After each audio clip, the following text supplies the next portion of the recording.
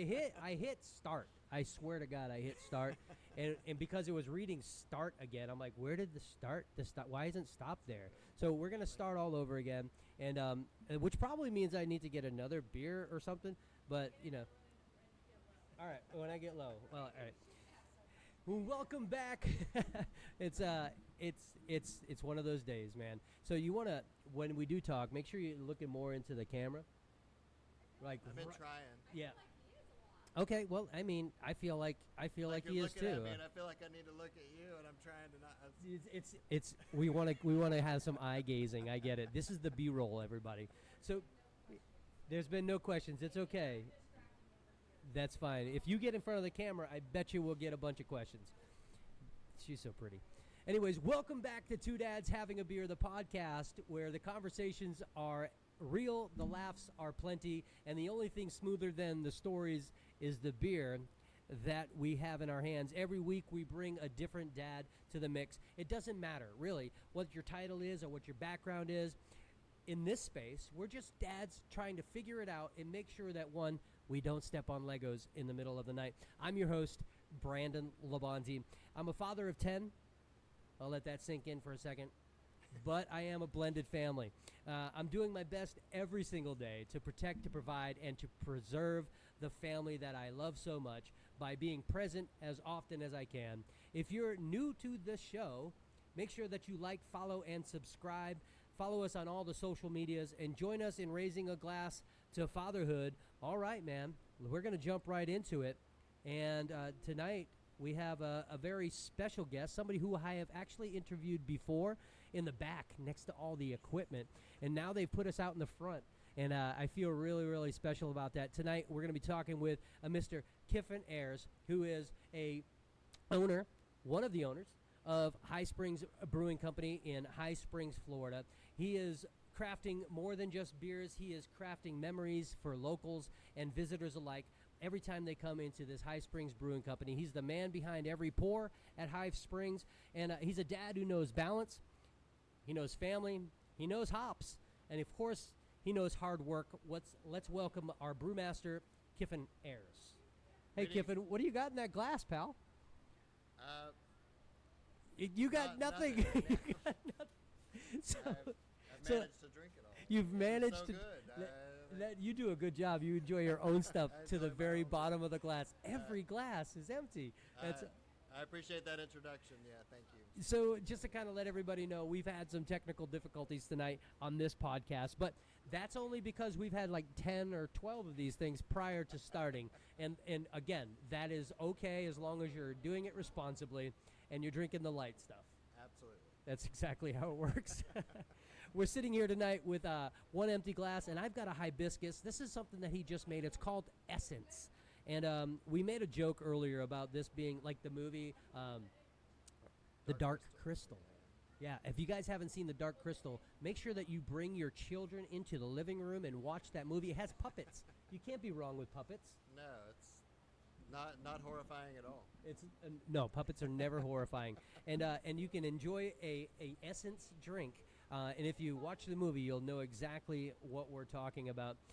So maybe you could introduce yourself and tell us a little bit about this brewery for everybody to know where they can come if they're ever in the North Central Florida area.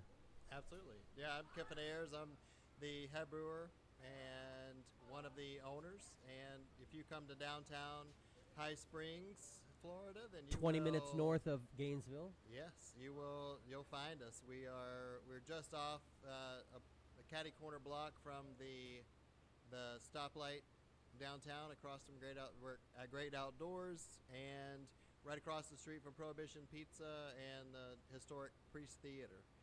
And definitely a place you want to come. We're now, open 7 days a week, so feel free to come on out and try something that we've got. So we've been talking about being a brewer and how creative one must be, but also follow the the standards of science, right? Right. And so when you're trying to be as creative as possible with your next beer, something Right. that's not your standard, something that's not your favorite, your fan favorites, like you have to have these staples every single week because people order them all the time and they're the go-tos. Yeah. But you always have like a few additional ones. When you get the moment to do those, how does your blood start pumping, and what kind of things are you thinking about to be as creative as possible? Like, what's on your brain for the next one? It's a very unique experience. I'm sure that all the creatives can relate, but the opportunity to create a beer that you're now having to work through all of what you know of the science of the yeast and the hops and the malts that are going to try to work against you, and being able to convey the creativity that you think is so amazing in your mind, that when you are able to get it out into the beer, Right. and hope that it actually has it manifests as the amazing beer that it tasted like in your mind, and so I think that part of that passion and creativity helps to drive kind of dealing with, I can do the day-to-day and I can create a consistent product, but I need to have opportunities where I can break the monotony and actually do what feeds the passion, which as homebrewers, we're like, I want to, if I'm going to homebrew every couple of weeks, I want to do something different each time. Right. Because you're oftentimes the only person drinking Everything that you've made. what you're making, and so it's a biased audience, and you're not going through the supply as quickly, and so you're able to kind of produce and create, and you have something you made a few weeks ago still in store, and that's one of the things that that really the challenge is keeping the passion alive for the day-to-day beers. And part of that, I think, happens from making space for the new beers to come in, even the Bohemian Pilsner, and being able to bring in something that might not be one of the regulars on the board, but it's something different.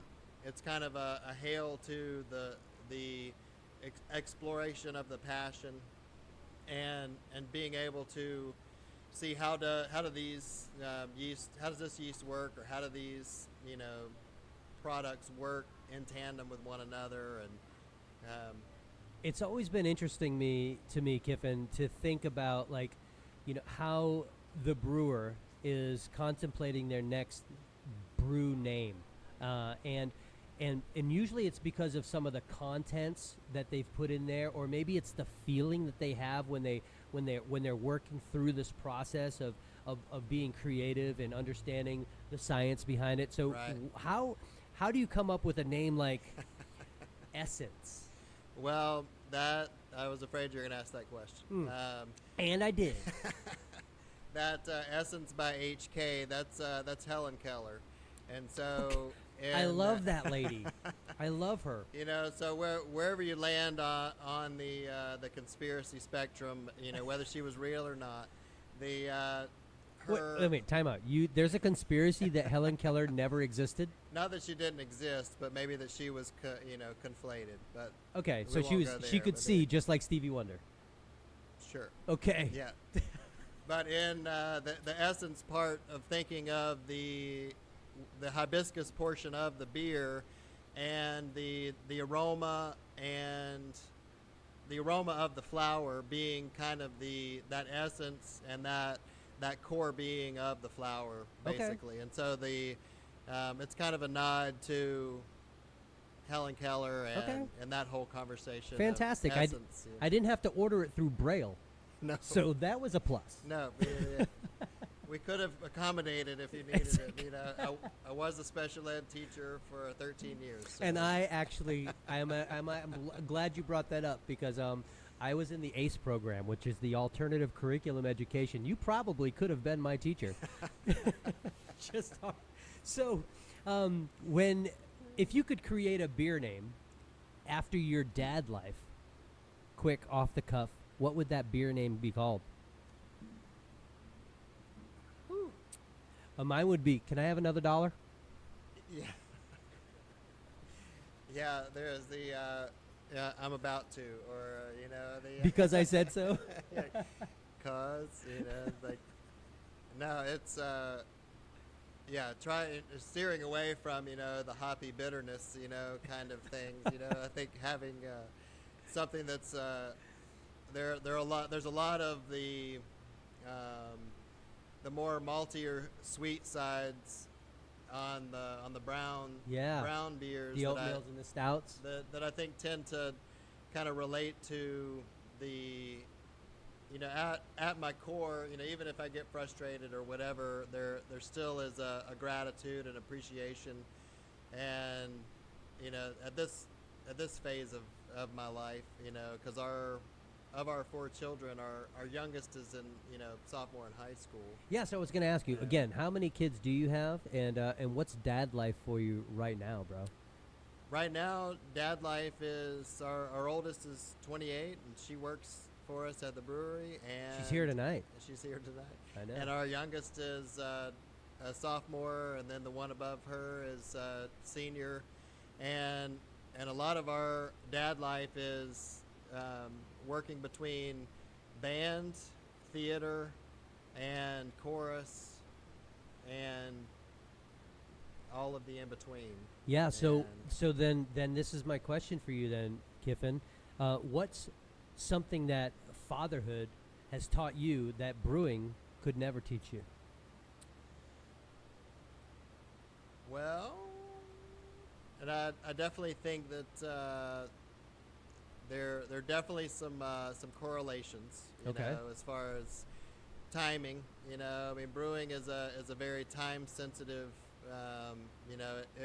It needs something now. Yeah, that's and deep. a lot of times, like the children, Yeah. and so there are places where it does relate. There are times when you can let it sit in the cooler, and it doesn't mind being ignored, Mhm. and it'll be there when you come back to it. I think the one thing that I've learned in fatherhood it's being able to give time and places where you may not have thought time needed to be at, and learning to identify those places, because I'm going to get caught up in a variety of different things, but also I've had to learn to be aware beyond myself to things that I may not have ever thought of, but now I'm kind of either responsible for, or I need to take an initiative in a place that really didn't seem like a priority to me, but became one. And having to pivot differently and have patience in places that need patience now, Yeah. and then remediation later. And I think that's been kind of an important lesson that I've had to learn, and because it's when you're the oldest, and you're kind of, you get to a point where it's easy to be impatient, or it's easy to kind of do whatever, and then I kind of move off and do my own thing. But being able to recognize that there are some scenarios that are bigger than I am, and require me to be more participant. Yeah. I mean, I think that's one of the main things about supporting dads and being dads, and this whole movement that's going on right now is just being present, right? And understanding that your life is your life, but you're also a huge leader in the life of those who are underneath you, i.e. your children, and that's important for dads to kind of recognize that. So just to kind of let everybody know who's watching this podcast right now, Kiffen and I, we actually go to the same church together, and it's a really fantastic place. So how does your faith impact how you get through struggles and obstacles in your work life and family life? Maybe we'll start with your family life. For sure. I think that there there's a large component of that is I graduated from seminary the day we got married, back in 03, 22 years ago, and I think that there's 22. there is a strong component of hope, and knowing that the days will continue, Right on. whether I want them to or not. So it really kind of comes down to just accepting sometimes the struggle is going to occur, and if there's things I can or can't do about it, I need to deal with that. And so that it allows me to step back from it and be more patient with what's happening in a scenario, and also knowing that the sun's going to rise again tomorrow. Yep. And if I can't solve it today, that I can solve it tomorrow, not in a matter of putting it off, but also knowing that there might be some things that I need to chew on and address tomorrow, and there might be things that I need to address today. Mm-hmm. And I think that having that component of faith gives me the ability to know that God's given me the strength to persevere whatever calamity may be occurring, Right. but also the fortitude for moving forward amidst that storm to be able to address what needs to be addressed. Yeah, I mean, I was just talking to somebody today about the fact that, even though you may seem like this is an isolated incident in your life, right? And, you may be challenged with certain things in your family, and the things that are happening in your business may seem like they're just on you, right? When you think about the 8 billion people that are in the world, right, there's certainly, maybe they don't speak the same language as you, or maybe they don't look like you, but they may be going to a very, very similar situation as you. And the reality is that God is somebody that is real. He's been on this earth through Jesus, and he allows things in your life so that you can learn and grow and be stretched in your faith to handle those things. And then the next time they show up, you're like, I can lift that weight. Right. And being a dad and being a parent oftentimes allows us to face those things quite often. Right. Because our kids well, and it's being able to kind of see calluses not as wounds, but as opportunities to kind of, as we build our strength, and as we begin to get stronger and understand that it's a reduction of sensitivity. Yeah. In places where we need to be stronger. I totally agree with you. So running a brewery is a very demanding opportunity. It's your schedule is probably slammed, right? I don't even know that you get here at 5 o'clock in the morning and you run your machine so that you can make sure that the beers are plentiful for everybody that comes here. But you also have a family. So how do you stay present knowing that you have a business that has to be run? That comes down to the calendar, and as long as we're communicating and knowing what's on the calendar and kind of what the expectations are, that as long as the majority of the calendar is being participated in, there may be that occasion where I may have to be absent, and I think that part of being present a majority of the time gives space for those times when it's just you have to be there, and a lot of that comes down to if there's a mechanical emergency, if there's some other equipment failure that any one of us needs to come in and fix, then obviously that takes precedence. And the other is when everybody is occupied with school or other things, then my discipline is to be here tending to the things that need to be tended to in an effort to make sure that when everybody is available, that I'm also available, and making sure that we're all doing what we need to do independently, so that when we are available as a group, that we can come together and be family. So why don't you give a shout out to all of the other family members that are running this brewery with you? Definitely Chris Mobus. Hey, baby. I love you, man. Sean Ayers. I love that guy. And Ken Davies. D. What's up, D? And so the four of us are the myths behind the magic.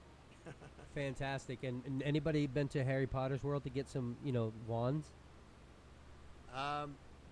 Probably I'm pretty sure most of all of our children have Okay. wands. Okay. Well, that really does make it makes good sense. So one of the things that I kind of like to ask is like I am also a business owner, right? And I have my own business and I do a lot of things to kind of keep up the additional time of my life.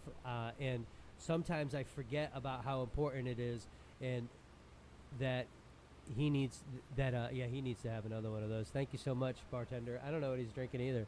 What are you drinking? The Bohemian Freedom. The Bohemian Freedom. There you go.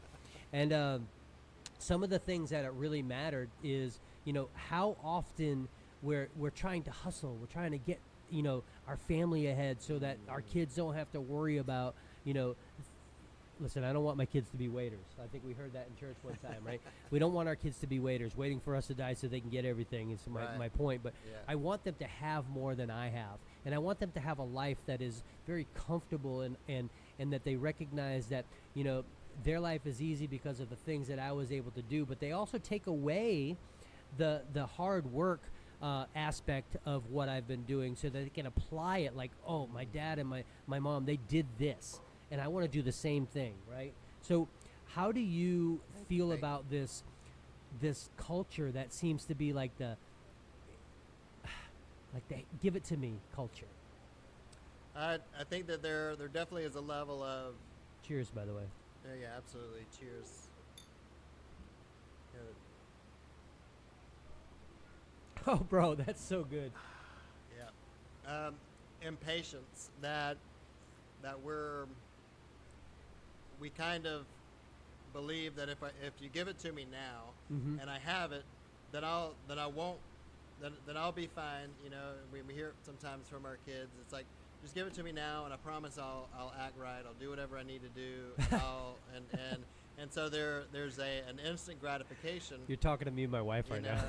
About how to, like, with the goal of future manifestation. Right. And so I'm counting on a future behavior based on me giving you something now, and so there's kind of this impatience towards but then if you were to ask, what do you want to do, it's like, I'm not really sure. It's like, without having the target or without having Right. the goal, is what do you really have to be patient for? And where are we teaching patience? And as a special ed teacher, Right.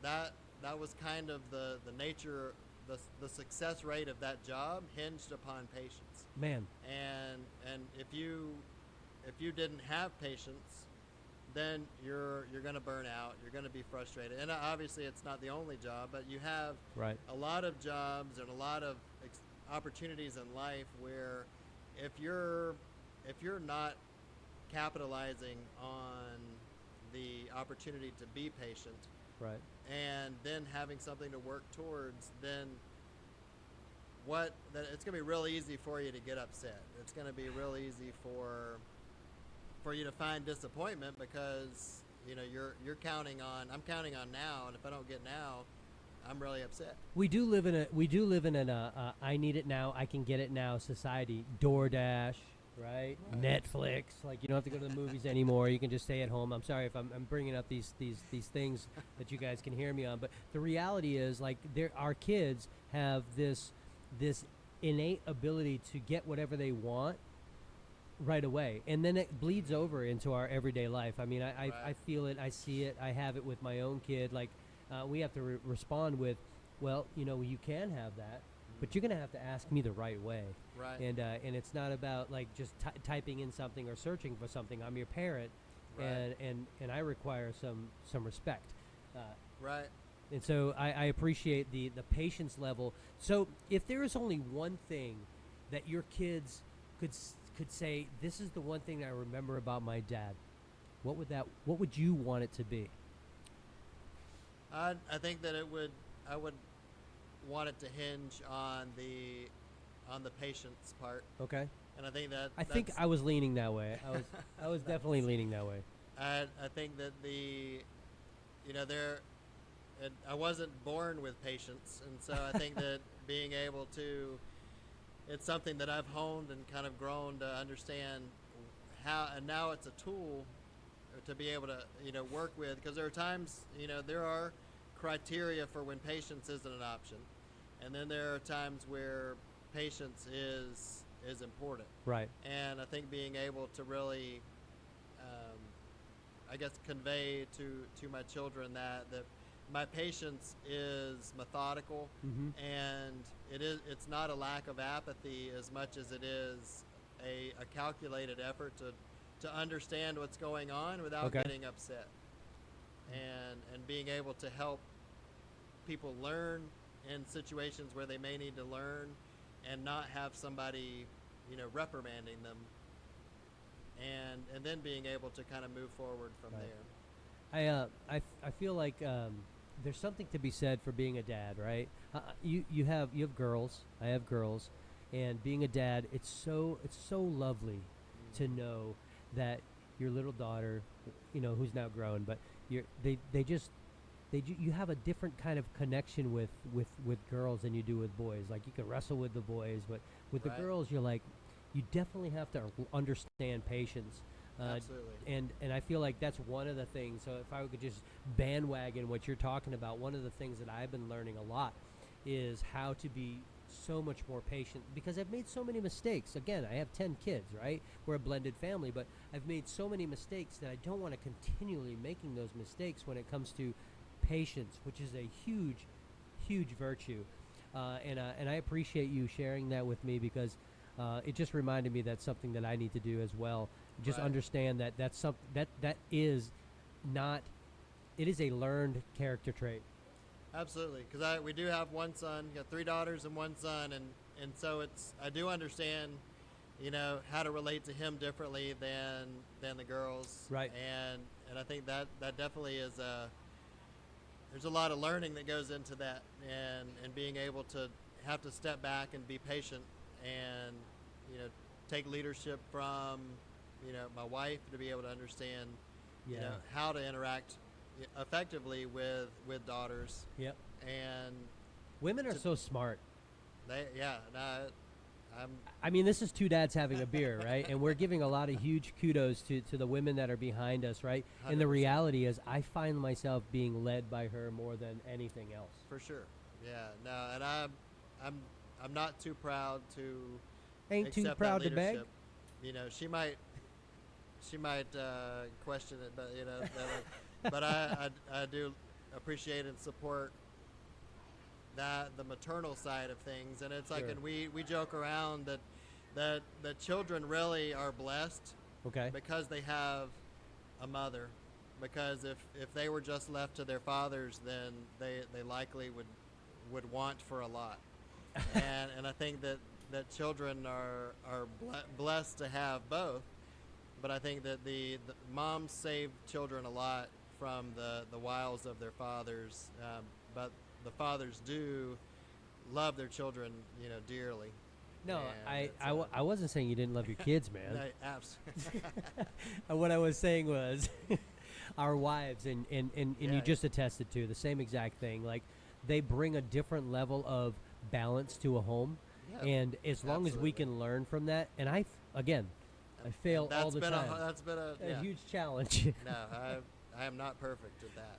No, I don't want to be. I don't want to ever claim that I'm perfect. I'll never buy that T-shirt. I promise it. So this is our lightning round, everybody. So early bird or night owl?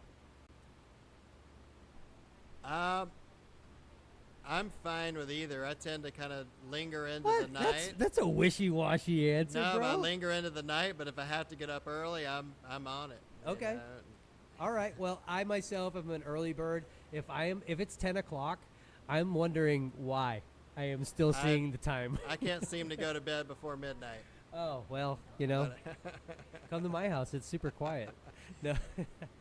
So go-to beer style. What's your fave, man? What's the one thing that, you can't make it every single time, but whenever you do, you're like, I'm having the first freaking pint.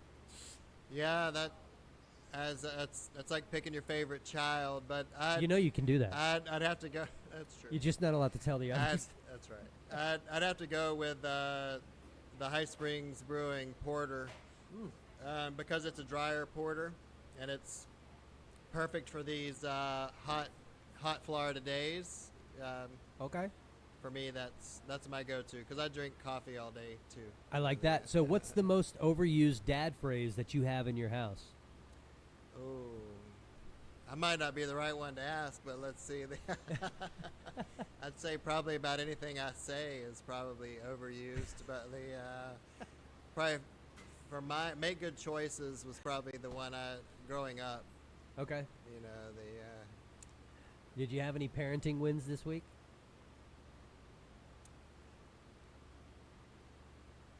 Easy. Yeah, They're all alive.